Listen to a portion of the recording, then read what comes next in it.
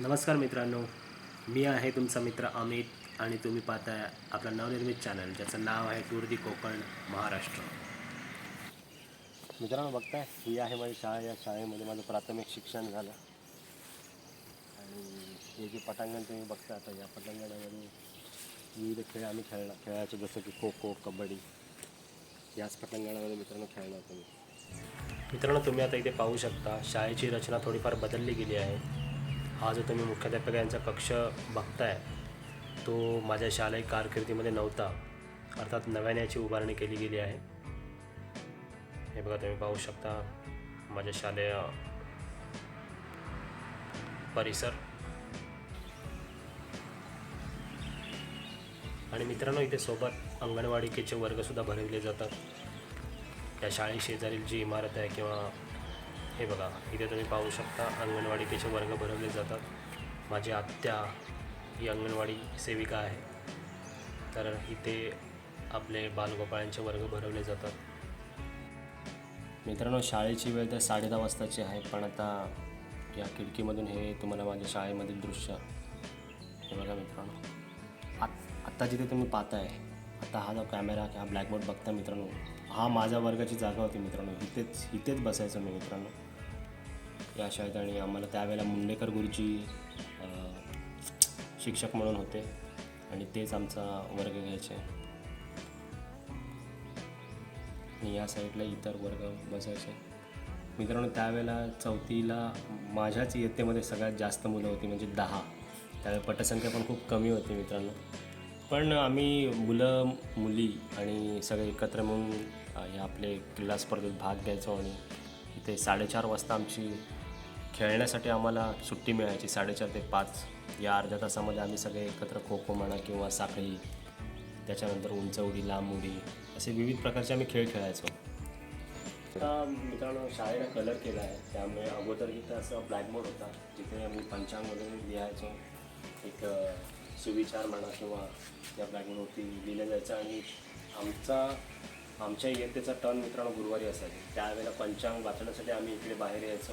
आजचे पंचांग, तिथी वगैरे सगळं सुविचार वगैरे वाचून पुन्हा आतमध्ये जायचो. तर अशा पद्धतीचे मित्रांनो दिवस होते. गुरुवारचा आमचा प्रार्थनेचा दिवस. आणि नंतर प्रार्थना झाल्यानंतर मात्र मित्रांनो स्टोरीसुद्धा एक वाचून दाखवायची असायची. तर अशा पद्धतीने मित्रांनो अशी दिनचर्या सुरू व्हायची आमच्या शाळेच्या दिवसांची. आणि इकडेच आता मित्रांनो थोडा स्ट्रक्चर बदलला शाळेचा. इथे मित्रांनो एक अशी काठी उभारली जायची जिथे आम्ही पावसाळ्यामध्ये छत्री टांगून ठेवायचं सगळं काय. आणि जर तुम्ही बघितलं तर त्या साईडला त्या कॉर्नरवरून पावसाच्या सरी अशा यायच्या आणि आम्ही ते पतंगाला उभे असायचो. तिकडून सरी सुरू झाल्या की असं वाटायचं अरे पाऊस आला. आणि मग आमची लगबग असायची की चला आतमध्ये जाऊया.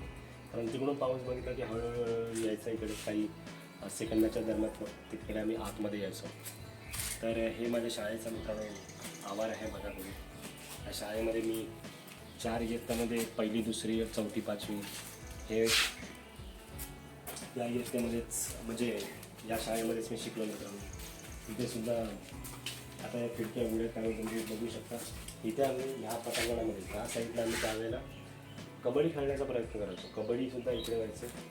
इथे माझ्याबरोबर अमित, त्याच्यानंतर नंदकुमार, राजेश म्हणून आमच्या डुगीतला एक मित्र, आशिष म्हणा किंवा अविनाश आणि आमचे सहकारी आणि आपले जितेश, पंकज, विशाल, हे सगळे मुलं आम्ही इथे कबड्डी वगैरे खेळायचो. आणि हेच पटांगण मित्रांनो खो खोसाठी आम्ही वापरायचो. मित्रांनो एक किस्सा जर तुम्हाला सांगायचं म्हटलं तर ज्यावेळेला आम्ही केंद्र शाळेत काता इथे खेळायला गेलो होतो तेव्हा इतर शाळेतील मुले खो खो ज्या पद्धतीने खेळत होते, म्हणजे साखळी पद्धतीने, की 2 खेळाडूच्या मध्ये उभं राहून पुन्हा खेळाडू पकडण्यासाठी जी कवायत होती त्याला चकमा देऊन कशा पद्धतीने ते आपला वेळ घालवत होते ते आम्ही पाहून नंतर पुन्हा आम्ही आमच्या मैदानात तशाच पद्धतीने सराव करायला लागलो. आणि आम्ही आऊट होणं खूप कठीण होऊन जायचं मग आमच्या खेळाडूंसाठी सगळ्या. तर मित्रांनो तसंच असतं, एक विविध स्पर्धामधून ज्यावेळेला आपण खेळायला जातो, इंटर कॉलेज म्हणा किंवा शाळेमध्ये ज्यावेळेला स्पर्धा होते त्यावेळेला इतर मुलांचा खेळ बघूनसुद्धा आपल्याला काही शिकायला मिळतं. तर ते आम्हाला केंद्र शाळेमध्ये आम्ही स्पर्धा ज्यावेळेला खेळायला जायचो तेव्हा शिकायला मिळालं आम्हाला. तर तो एक भाग होता मित्रांनो अशाच आमच्या शालेय जीवनातील खेळाचा आनंद तेव्हा आम्ही लुटला होता.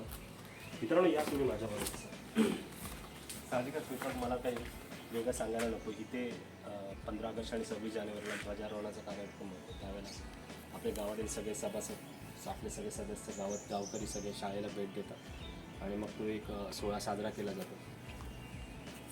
तुम्ही हे समोरचं जे पटांगण बघता मित्रांनो, तिथे एक प्युअरली त्यावेळेला कबड्डीचं पटांगण आखलं गेलं होतं.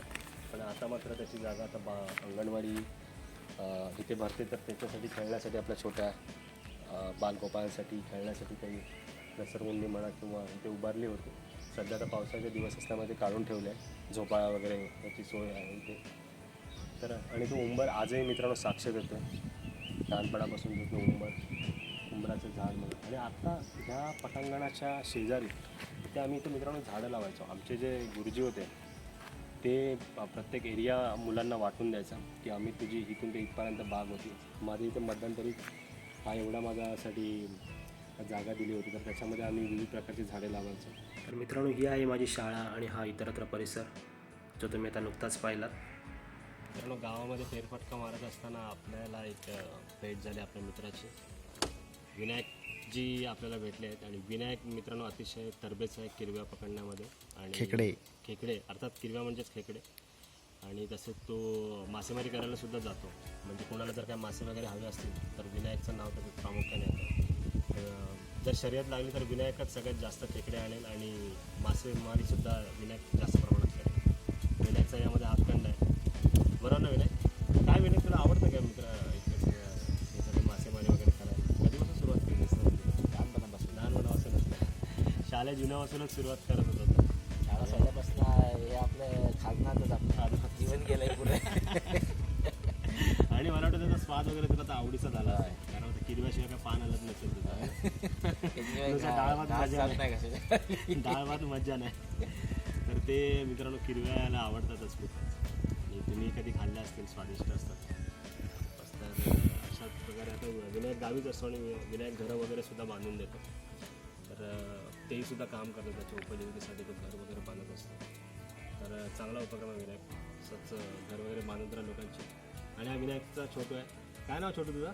बोलणार नाही सम्यक नाही. हां ये. तर अशा पद्धतीने आपली ग्रेट भेट विनायक साहेबांबरोबर. परत भेटूया मित्रांनो.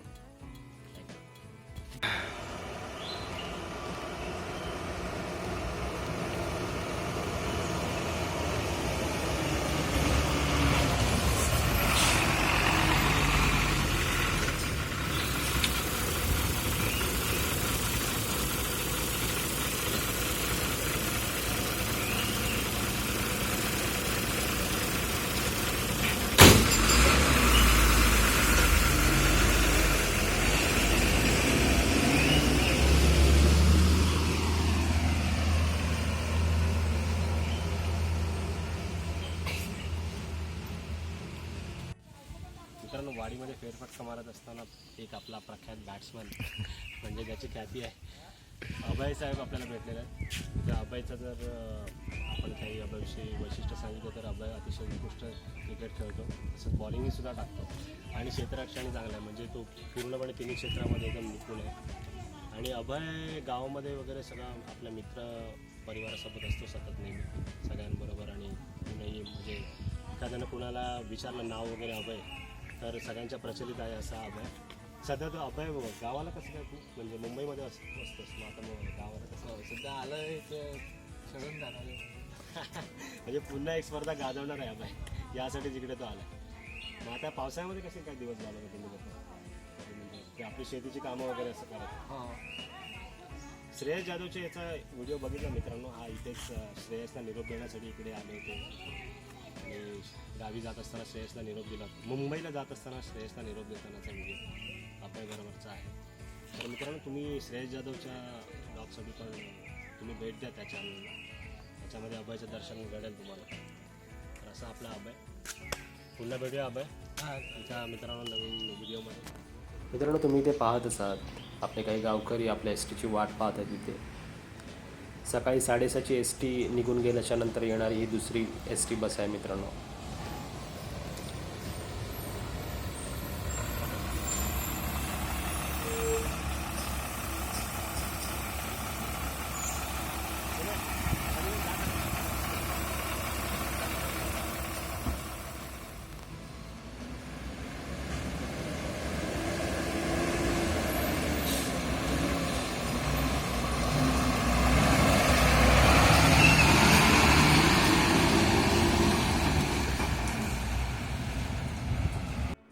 मित्रांनो, गाडी निघाली आहे गुहागरच्या दिशेने आणि आपण आता निघतो आपला व्हिडिओ संपवण्याच्या दिशेने. लवकरच भेटूया मित्रांनो, परत भेटूया. धन्यवाद.